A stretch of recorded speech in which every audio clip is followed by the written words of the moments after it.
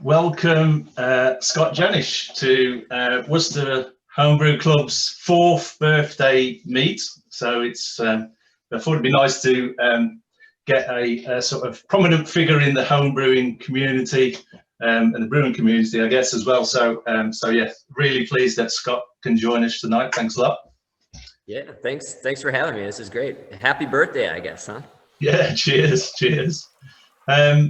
Okay, Scott, so I thought we'd kick off and just ask you how you got into, obviously now you're a pro brewer, but just wondering how you got into homebrew. I guess my story is probably similar to quite a few, is where I just got a gift, the homebrew kit gift, and made my first batch at home. I think it was the Brooklyn beer kit that I got, and my memory of that first brew day is a little shaky at this point, but I remember I had my chili pot out, and I was putting grains in there, and it said like it needed to be at like 154 degrees, and I was like, how could that possibly matter? I just have the heat on, and the batch ended up being absolutely terrible. But and I always like to say, I think that's why I kept going, because if that first batch was like drinkable and good, I probably would have just moved on to the next hobby. But since it was so bad, I just got a little frustrated with myself, and was like, I can do better than this, and just kept going. And one batch to the next, to the next, to the next, and kept upping my gear and getting more and more serious. And that's kind of the slow, the simple short story of where I got to now. But it was, I think like most homebrewers, you get into it because you're like, cool, I can make beer at home, but then you really start to appreciate beer, all the nuances, and the more you learn, the kind of more you want to test, and so that's kind of what that was kind of the fuel for me to keep growing in the hobby. And now as it still feels like a hobby, thankfully. Hopefully it stays that way. But. Okay, and in the early days of homebrewing, what sort of beers did you like to brew? Was it hazy IPAs or was it some other styles? It's I get some crap here for how little I know about some other styles, honestly. I've always just kind of been dialed in on that one style. It was more of it wasn't hazy IPAs at the time. It was just IPAs. Yeah. And so it's funny. There's a brewery. A good friend, Noah Bissell, has a brewery called Bissell Brothers on the East Coast here in the U.S. And we're doing a collaboration, and they wanted some of our early homebrew notes on the label. Yeah. So I had to dig out my old folder, and it was fun reading through all of the early competitions I sent my IPAs to, because they're all like great flavor. This really pops. But then I would get, it was like 2 out of 3 because it was hazy. And like, I wasn't a thing then, but it was like, whoops, I don't know what I'm doing. And so it was, I think I brewed 1 lager in my homebrew career, a couple stouts, and then just like hundreds of IPAs. It's just figured the best way to get really good at something is to really dive into it. And it was what I wanted to drink. And I felt like as a home brewer, my advantage was, I could, at the time there wasn't that many IPAs necessarily at local breweries. And so, if I wanted super hyper fresh IPAs, I thought I could do those better at home than what I was picking up locally. And so that was another thought in kind of what I was brewing. But yeah, it was kind of focused on one style. Excellent. Okay. And then sort of, obviously you've got even more into the style, and now, and what got you to the point where you were sort of like delving into the research and the papers behind all the different elements of making an IPA? What sort of triggered that in your career, if you like? I think it was kind of all sort of by accident. I was inspired by my now business partner, Michael Tomsmeyer, who wrote a book himself, but his was, focused on sour beers. But he was blogging at the time, and he was, a DC homebrewer, as was I. And so I just started a blog sort of as here's my recipe, here's my results. We can kind of all learn together from those. It's helpful to see it's helpful to know what other people are doing, especially if you learn to trust them over the years. You know, if they don't like something, they say they don't like it. If they like everything they brew, you kind of like question what. All right, well, yeah. And so I was just blogging like that, but then you know, I'm not even sure how I got my first eyes on an academic paper, but once I saw one, I just kind of started printing them out and collecting them and just kind of putting them aside. And it was a big snowstorm that shut down DC one year, and I just went through them all and wrote a blog post, kind of, you know, almost like a research style blog post, and that was the start of it. And to me, it was amazing because at the time I was looking through, like everyone, you're looking at homebrew forums or you know, other blogs for sources of information, and to me it was amazing because it was the first time I saw people, you know, taking hypotheticals that you hear online, but testing it, you know, actually testing for compounds. You know, are you getting higher extraction? Well, yes, they tested more compounds. So like, that's a more efficient way if you're, you know, bagging or not bagging or something, for example. And then they would also have trained sensory panels tested too, because, you know, that's really what it comes down to is, you know, if scientifically there's more compounds, but you can't taste it, I guess it doesn't really matter in some regards. So that was, to me at the time, and still is, fascinating. And then I just kind of became hooked and subscribed to all the different channels and had Google alerts for new studies, and I'm still reading them. Excellent. Okay, so yeah, I guess we got a bunch of questions from members, and which you know, delves a bit deeper into your knowledge, if you like, of that kind of research. So so what we'll do, we'll kick off the Q&A, and if we ask, Ben Lester is first up. So Ben, if you want to unmute yourself and ask the question with Scott. Yeah, hi Scott, thanks for joining us. Yeah, my question, I was wondering about dry hopping, surprisingly, and so more traditional dry hopping after fermentation is completed, what the difference is between doing that at, and I haven't converted the units, I'm afraid, but 19 degrees centigrade, so sort of fermentation temperature, compared to 15 degrees, a bit below that, or at sort of serving temperature. I see people talk about different ways of doing that, but I'm wondering what maybe the science is behind what the differences would be, and advantages, disadvantages. Yeah, so it looks like I just did it quick on my phone. So 19C for me is 66 degrees. So yeah, I wrote a post. Oh, is it just me, or have we lost Scott's volume? Yeah, I can't hear him at the minute. Yeah, we just lost your sound a second there, Scott. Lose you guys? Yeah, there we go. Brilliant. Okay, cool. So cool dry hopping has a number of factors that I think at least influence us at the brewery to utilize it. You can get, there's been papers that have shown that you can get, you know, pretty much just as quick extraction at colder temperatures. And so for me, that's already one thing. If you know, that's the whole point of dry hopping. And so if you can do it a little colder, that's helpful. You can drop out a lot of the yeast if you do kind of a soft crash before you're dry hopping.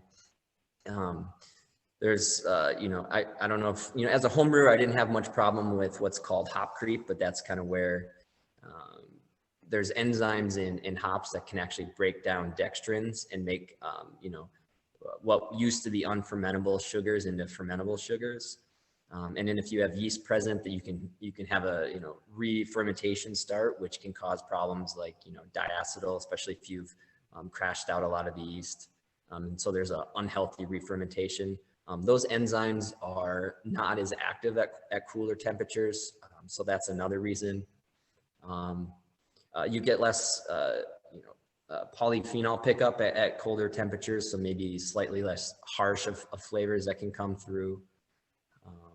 You know, I have noticed, though, I don't like to go too cold. If I go at like essentially like our cold room, you know, just like a fridge temperature, I think that you still, the research says you still get extraction, but I've found that it seems like the hops just want to sink to the bottom of the vessel too quickly when it's too cold. So if you do that, you need to like rouse them a lot more, whether that's, if it's in a purged keg, you can kind of pick up the keg and shake it a little bit.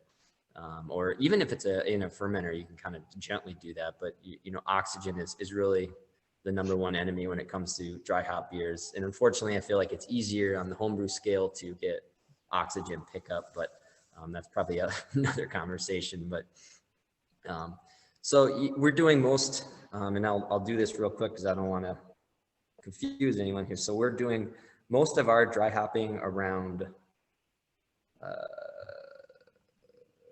about 13 Celsius and below at the brewery.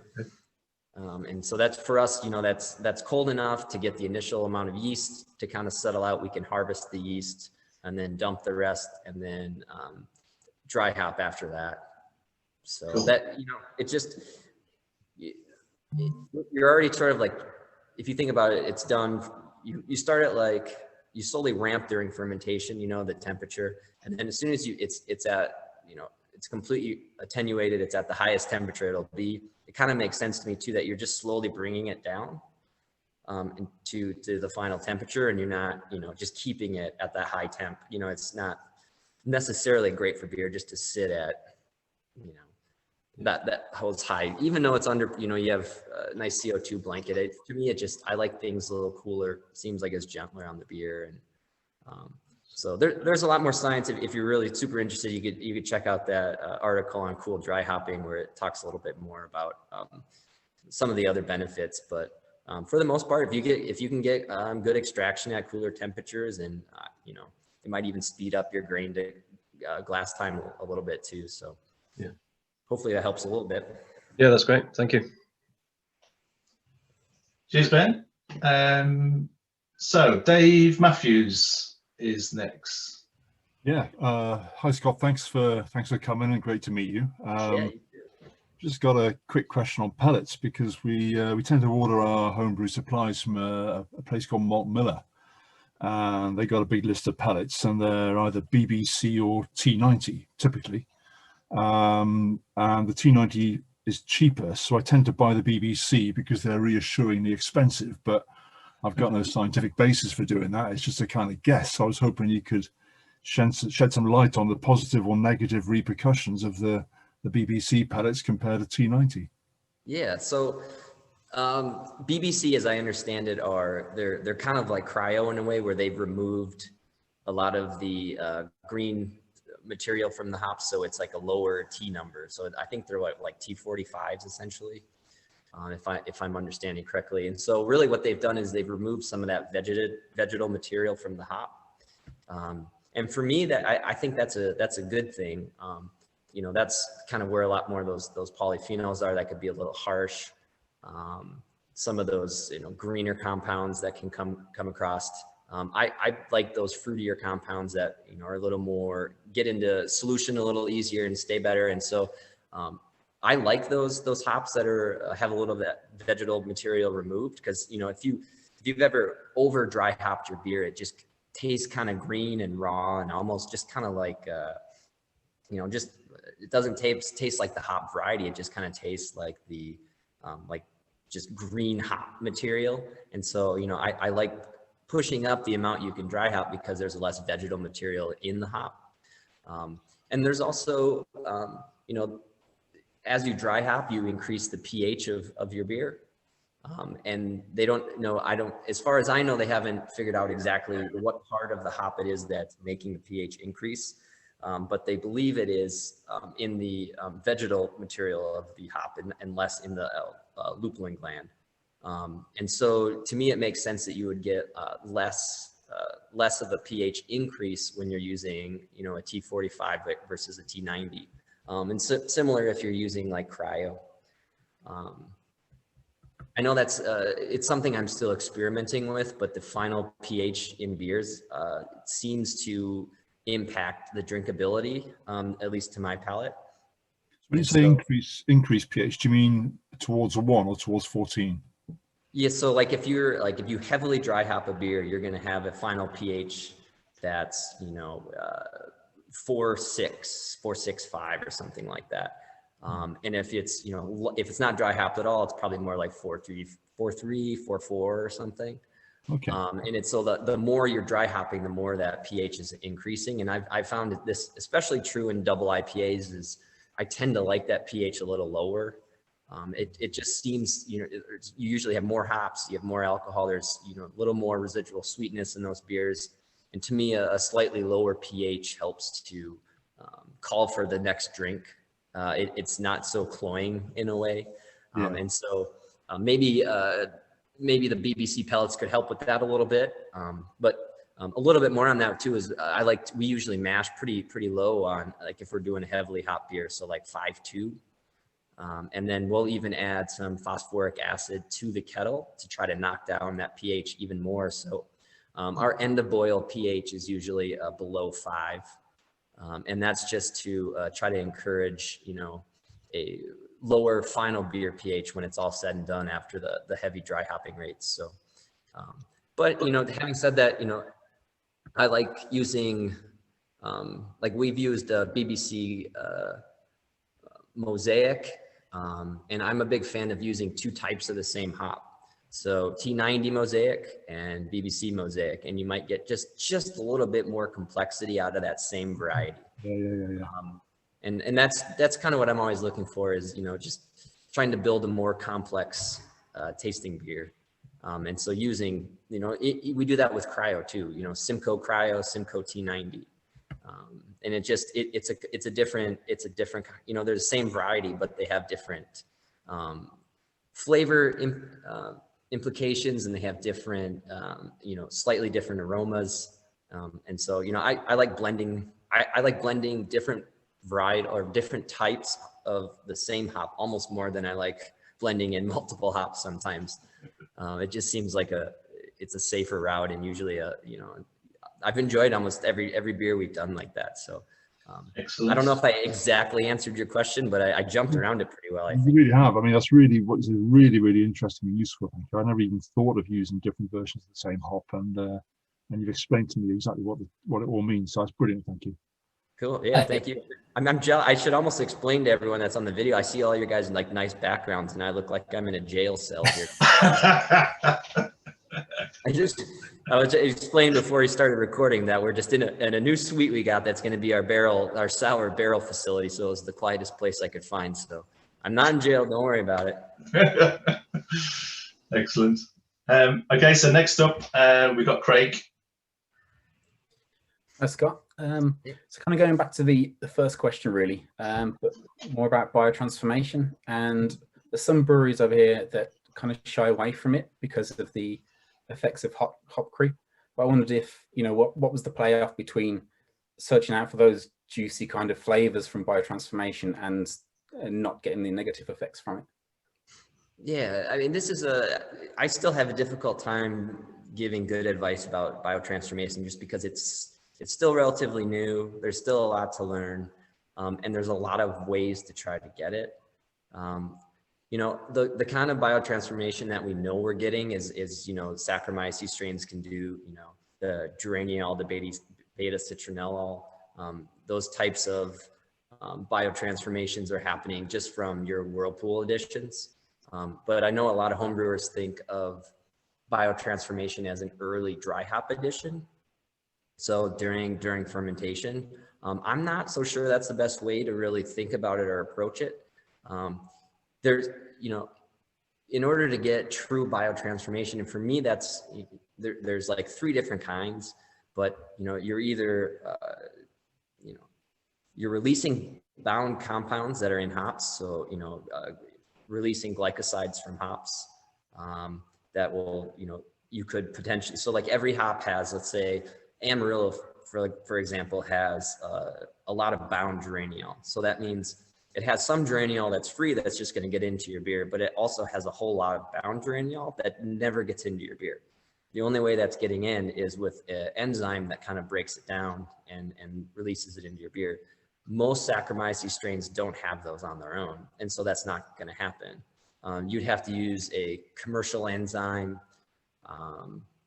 which Lallemand now actually sells one. I was just experimenting with it. It's just, it's like not even probably a gram, 0.2 grams or something like that in a homebrew batch that's at least encourages those kind of transformations to take place. You know, wine strains will do it, but the problem with wine strains is they create these enzymes that can bioconvert, but they also create a lot of phenols that just kind of get in the way. So even if these strains are bioconverting all these compounds, the phenols they produce during fermentation are just hiding them.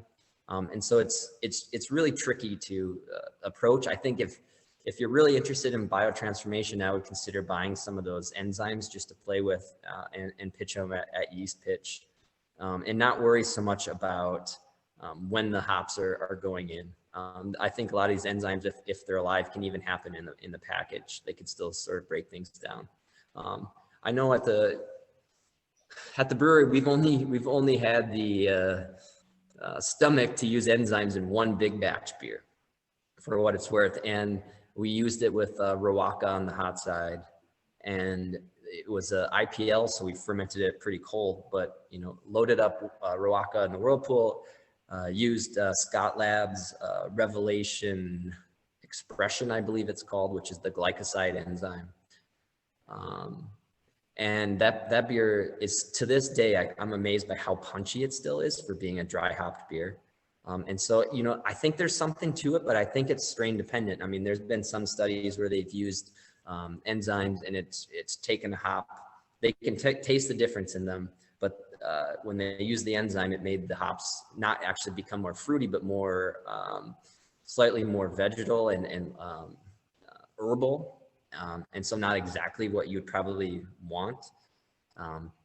So, you know, biotransformations, it's tricky. I think if you're interested in dry hopping mid fermentation, I wouldn't think of it more as a biotransformation hop, but more as a way to control that hop variety. So for example, if you dry hop, for me, I don't know if you guys have used Sabro. Sabro is a hop that, yeah, it's super interesting, but it's so dominant. It can become very, you know, like woody and almost just take over the whole beer. So for me, that's one where I would consider dry hopping mid fermentation to kind of like relax it a little bit. You're letting fermentation drive off some of those more volatile woody compounds. Those are the the hydrocarbons that are a little more volatile and less likely to stay in the beer. So if you have active fermentation, you'll push some of those off and kind of tone down a hop variety.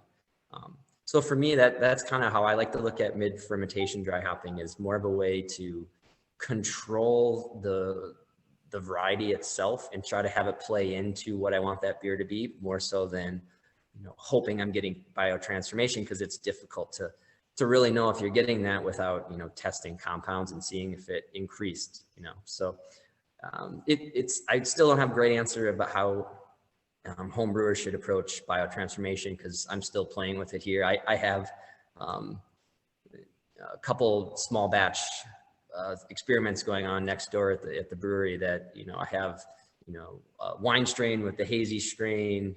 The wine strain is a enzyme producer that releases thiols, and so I'm using a hop called Popto that's a really high 3-MH thiol hop, and so I'm trying to get it released by this wine enzyme.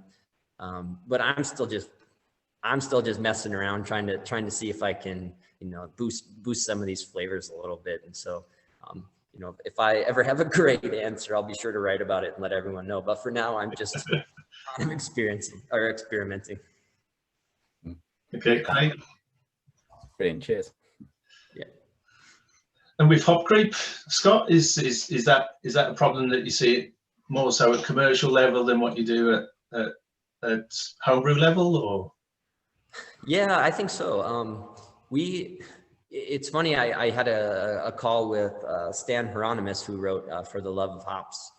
He was working on an article about, you know, hoppy beers, of course, and we chatted about how many brewers he's talked to that have had problems with hop creep. And I've just, you know, here at Sapa, we haven't had really any instances of it. Okay.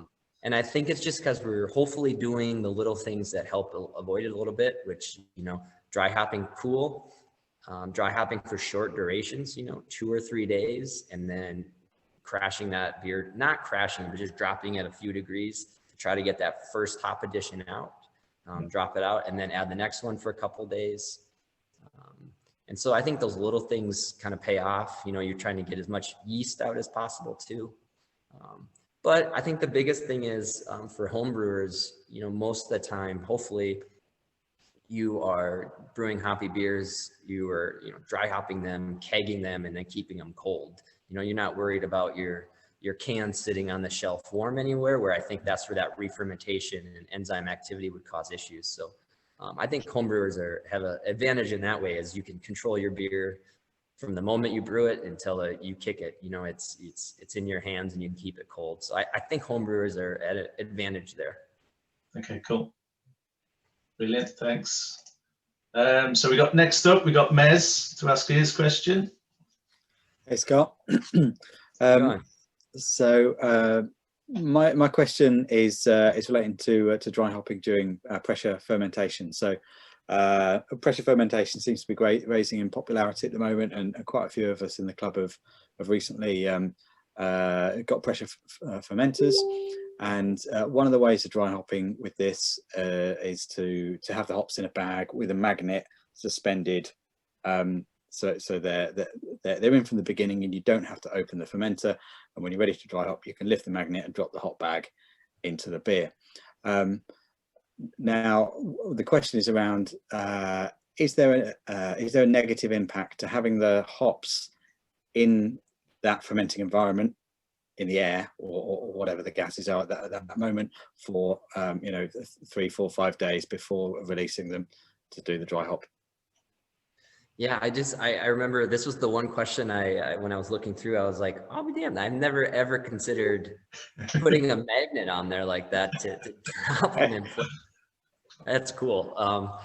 I don't know if any of us have tried it yet, actually, but we've been we've been exploring. We've seen other people who have.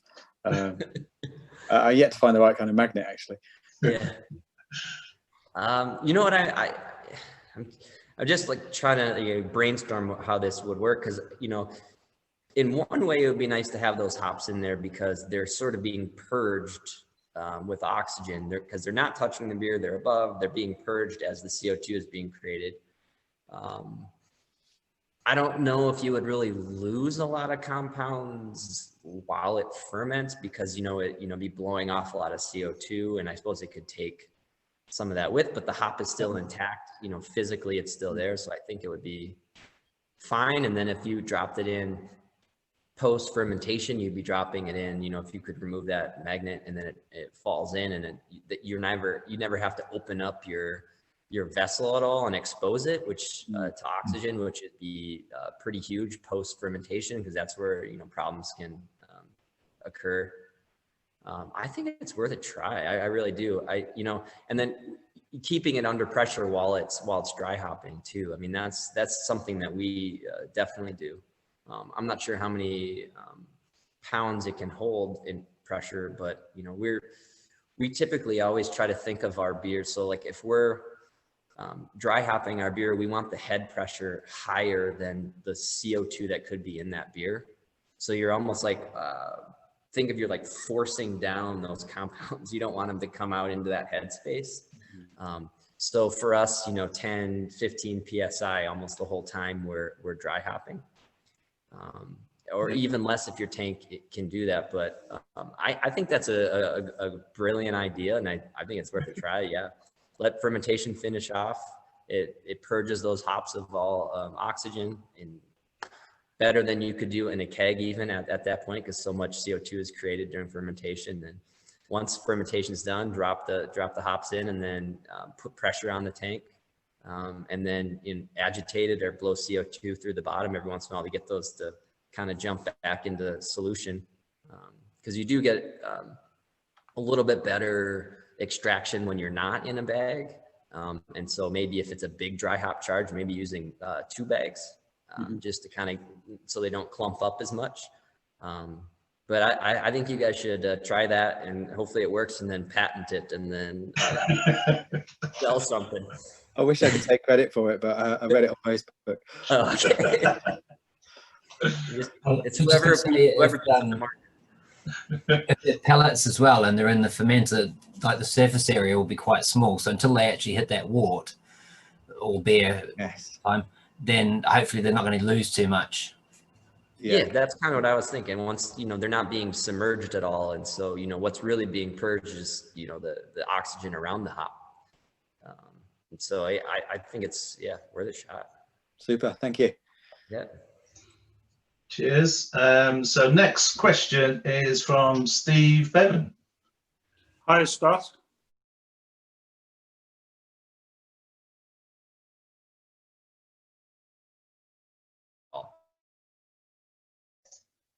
Like maybe there's a little bit of bitterness, but there's no like hop flavor or aroma. And then there's other hops you throw in the whirlpool, and it's just like, whoa, like it almost smells like it's dry hopped. I've always thought that about Idaho 7. Idaho 7 is the one hop that if we put in the whirlpool, we've had to back down the amount we put in the whirlpool because it can kind of dominate some of our dry hopping later. And there's actually been some recent research by Yakima Chief into some of this. They came up with the term survivables. And so they figured out which compounds that they know are in hops are actually in finished beer. So which hops have the most of these survivables that they know is lasting through the boil or through whirlpool, through fermentation, and are, you know, staying in the beer. And, you know, whether it's, you know, thiols or monoterpene alcohols, they just found that, you know, Idaho 7, believe it or not, was the hop that had the most of these survivables. And so other great hot side hops that their research shows are good, and even on our experience at the brewery are good, is, you know, Idaho 7, Millennium, Cascade, Columbus, Simcoe, Mosaic. Those have been some of the ones that provide the most flavor. And surprisingly, like it hasn't been worth it for us to use hops like Citra, Galaxy in the whirlpool, because for us, it costs a lot when you're buying so many pounds of it, and they just haven't seemed to really carry through. Ruaka that I mentioned earlier was another one that really was really carried through after fermentation. So it all kind of depends on what you're going for, but I just think it's crazy how some hops just seem to not carry through at all after fermentation in the whirlpool. And I think it's just a matter of the makeup of their you know, the compounds in the hop. So, you know, we'll adjust our double IPAs. We might go a little warmer in the whirlpool to get some more bitterness. You know, session IPA or something, we'll go a little cooler, so we you know, get less bitterness. And so it really kind of depends on the beer, so we don't always have the same temperature. But yeah, it's more of an IBU control for our temperature choice, and then variety is you know, we're always just kind of still playing with that, but we try to match the hot side hop variety kind of to what we're trying to get with the dry hop. So if it's a real dank beer, we might go, you know, pretty dank with the dry hop too, or if we want to balance it, you know, you try to use a fruitier one like Millennium or something on the hot side. And so, you know, Amarillo is another great one that we found using on the hot side. So hopefully someone gives you an answer to that, but hot side hopping to me is sort of an obsession, because I've tasted a lot of commercial, especially hazy IPAs, and I brewed some myself, where if you don't use much at all in the whirlpool and you don't, you know, have a good backbone of hop flavor, the dry hop alone can be kind of just green. There's just not enough. I like to say it's like flabby on the palate. It's that there's not enough flavor in the beer to back up the heavy dry hopping. It gets really vegetal to me. So I'm a big proponent of really putting a big whirlpool charge into hoppy beers, especially if you're going to dry hop it pretty heavily. Steve, no, that's great, because I do use Idaho 7 a lot and a lot of Cascade, so in the whirlpool. So that's brilliant. Thank you very much. You didn't even need to ask the question. I'm doing it right. That's brilliant. Thank you. Excellent. Cheers, Steve. Right, so a question from myself next.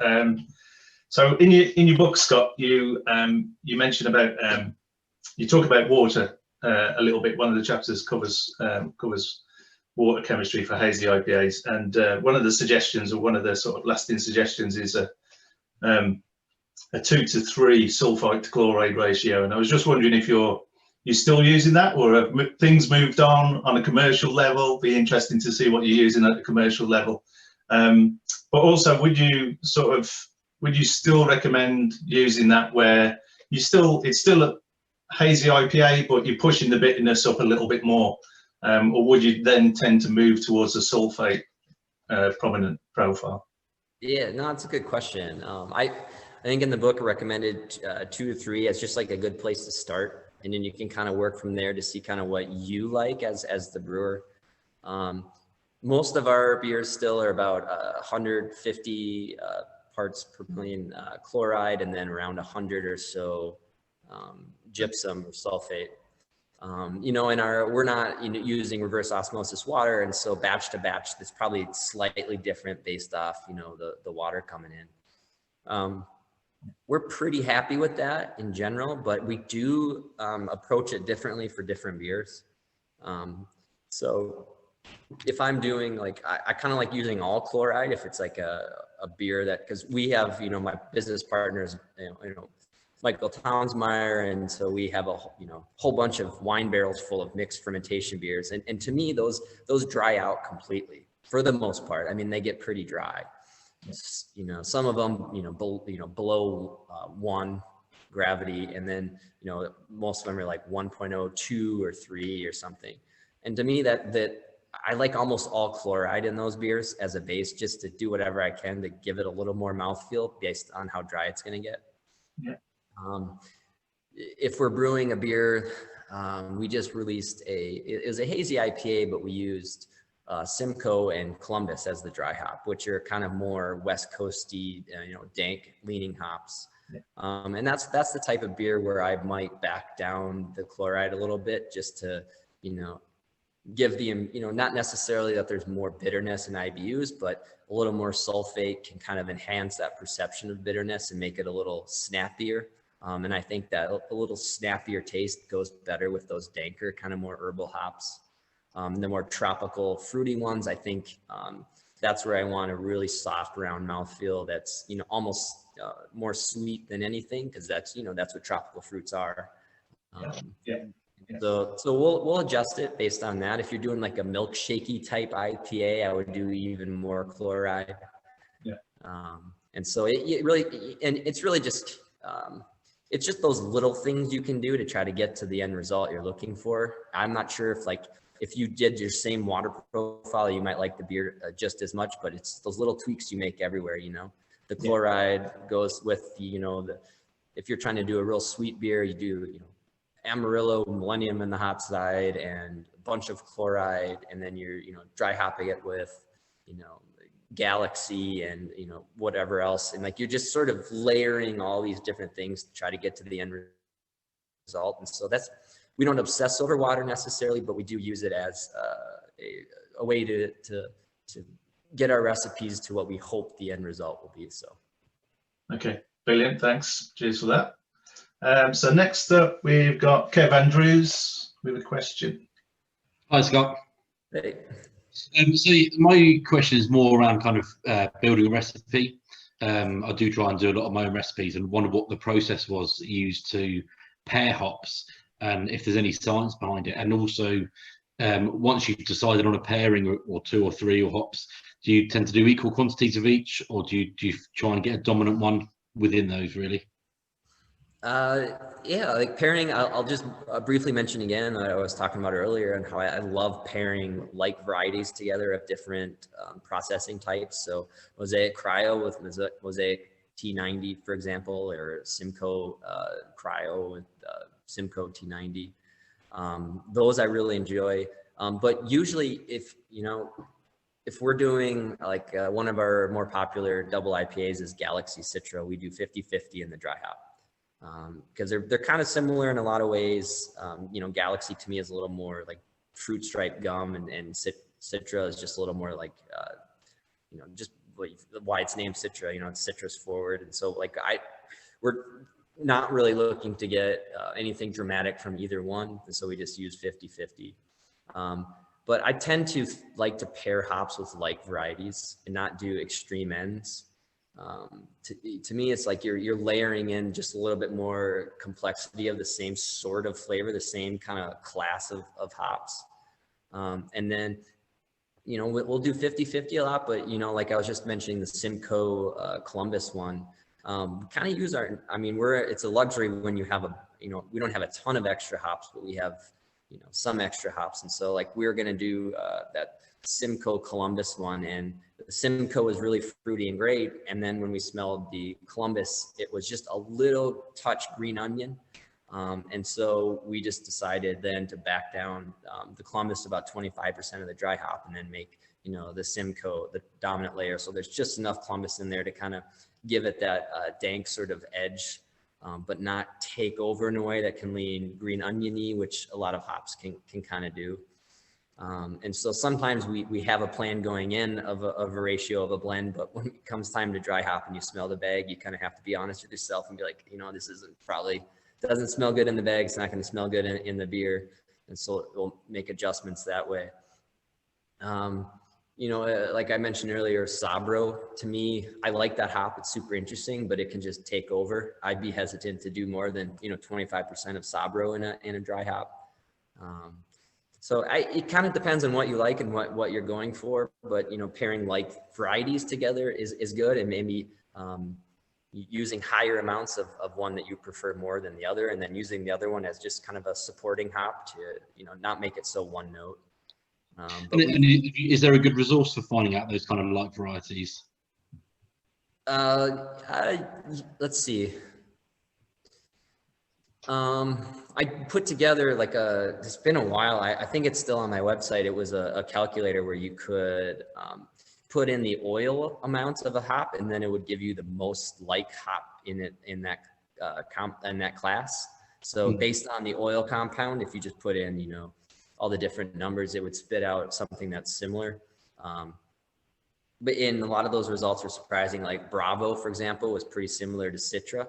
And so, you know, like a Citra dominant dry hop with a little Bravo is kind of interesting. A lot of times, you know, like the New Zealand type hops are all pretty similar. So, you know, using, like we're going to do a Southern Cross, slightly dry hop beer with Nelson. And so, you know, and you can kind of look at the, even just the descriptors alone can be kind of helpful. I know Yakima Chief has a great website where they list some good descriptions, and, you know, you can kind of pair them and buy that too. But you have to be careful, because it's funny when you look at all the new hops that come out, they all sound amazing. They make them sound so great. It's like, you know, HBC, whatever is woody, tropical, citrus, pineapple, dank. It's the marketing team, yeah. Oh, I think we just lost your sound again, Scott, I think. Yeah, sorry, Scott, we just lost your sound again. Okay, we back there. Cool. Back in. Cool. I think our friends, our friends, I say, over the UK, there's a good following for the Brewlosophy guys as well, and their Hop Chronicles series is really good, and, you know, because they're doing sort of like taste testing as well, and they're creating the spider diagrams. So again, going through those and sort of looking at those spider diagrams would be quite a good little tool as well, I think, to look at what hops to pair.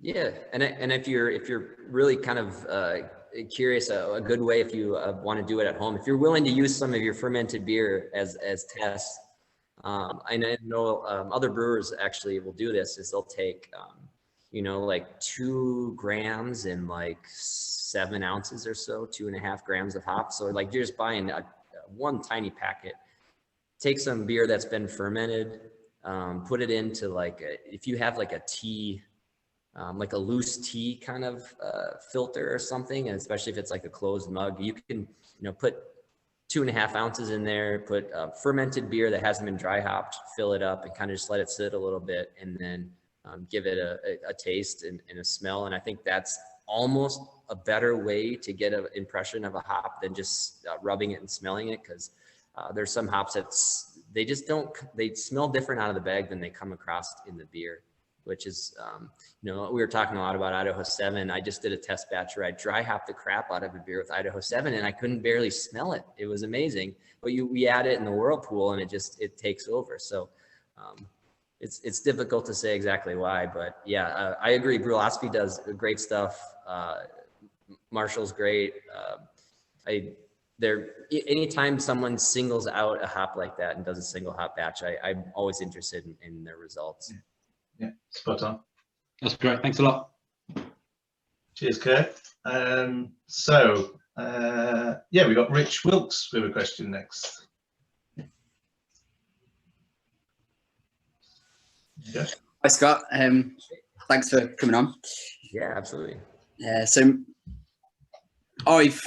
my question's about flavour, really. So I tried all different timings in the boil and flame out and great quantities, dry hopping in the keg as well, which gives a great aroma. But I always find the flavour lags behind. So it's really what's the best way to get the flavour out of the hops, and what do the commercial, like, to get that commercial flavour? Yeah, I agree. And that's kind of what I was saying earlier about, like, whenever I have a hoppy beer that doesn't have a lot of where the flavor lags behind, it just makes the beer kind of just, it doesn't get to that next level where it needs to be. Like, it can smell great, but just kind of falls flat on your palate.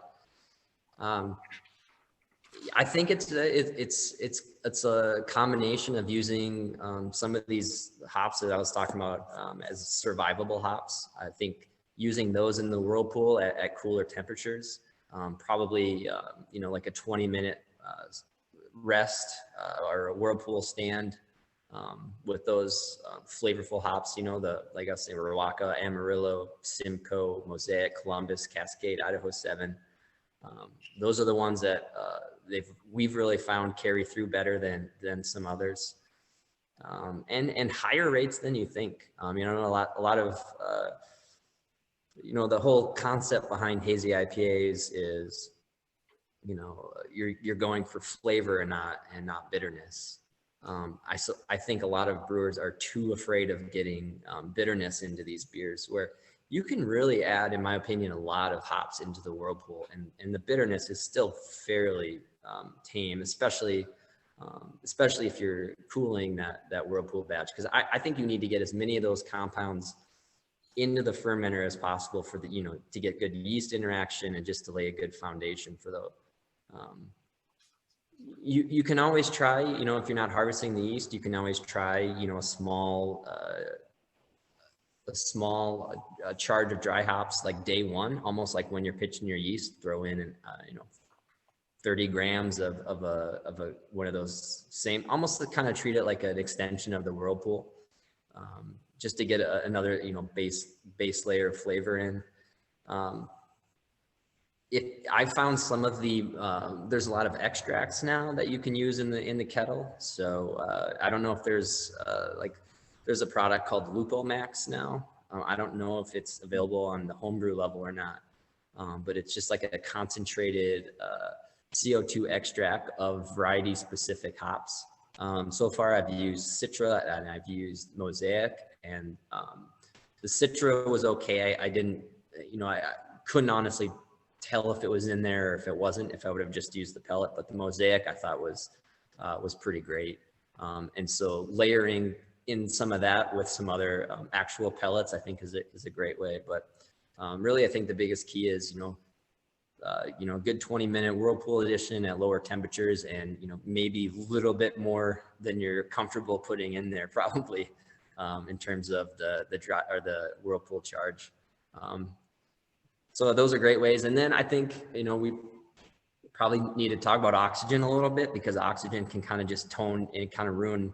You can do everything right. You can pick the right varieties. You can pick the right whirlpool temperatures. You can dry hop right.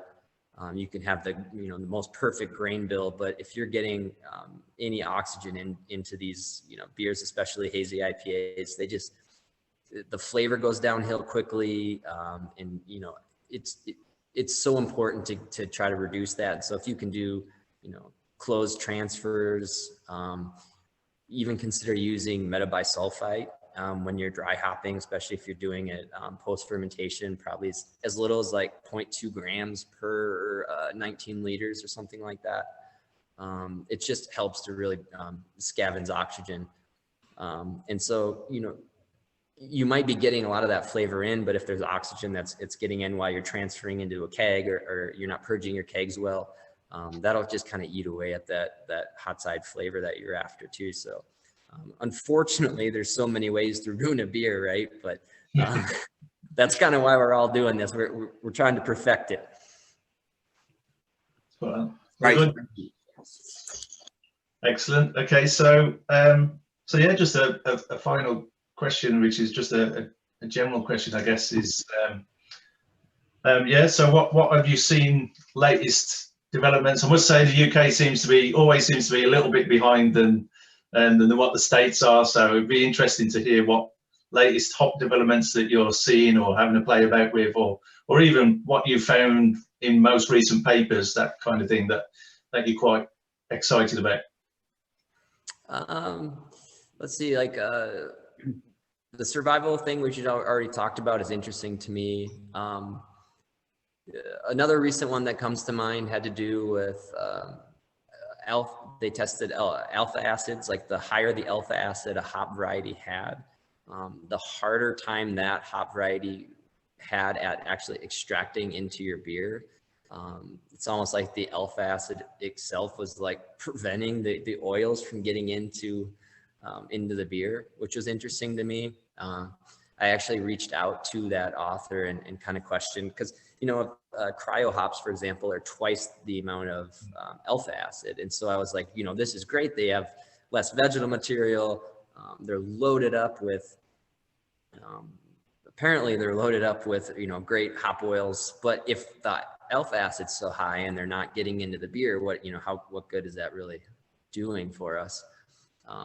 And so, you know, it's interesting to think that potentially the higher the alpha acid in the hop, the more agitation it might need to extract.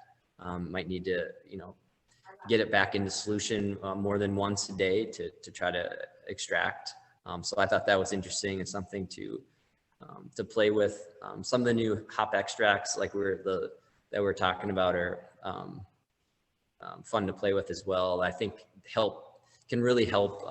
You know, they're promoted as being something that can help increase your yield, but there's something about it that, you know, when I use those hop extracts, I can just see a thin layer of oil just on the top of the kettle that I don't see if I'm just using hops. And so, you know, maybe almost like dosing in hop compounds like that is a good way to increase some hop flavor.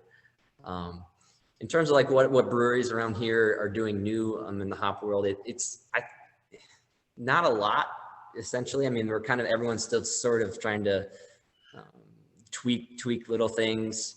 I'm a big fan of, you know, trying to incorporate wine grapes that match certain hop profiles to just, you know, create something a little different and fun, especially when you're using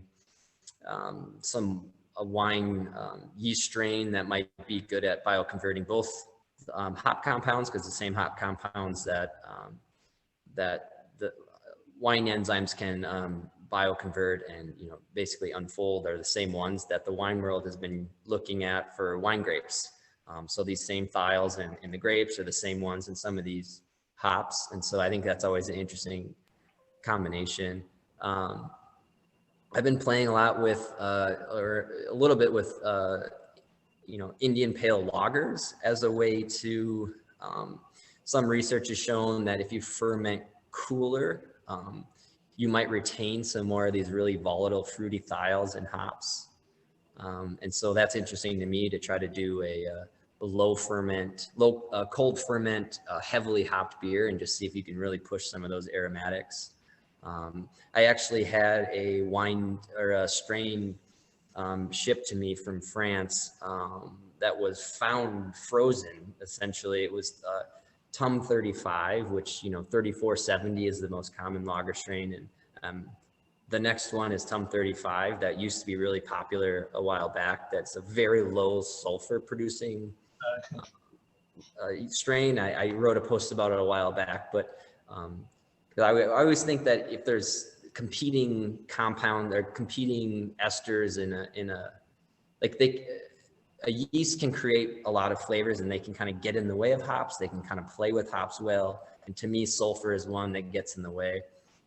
And so that was a fun experiment to use some of the science to use a new, it's a new strain, but an old strain that's low sulfur producing. So hopefully that's not getting in the way. The cold ferment is helping to retain some more of those volatiles, and then you're dry hopping at that colder temperature too, under pressure, to really push some of those flavors.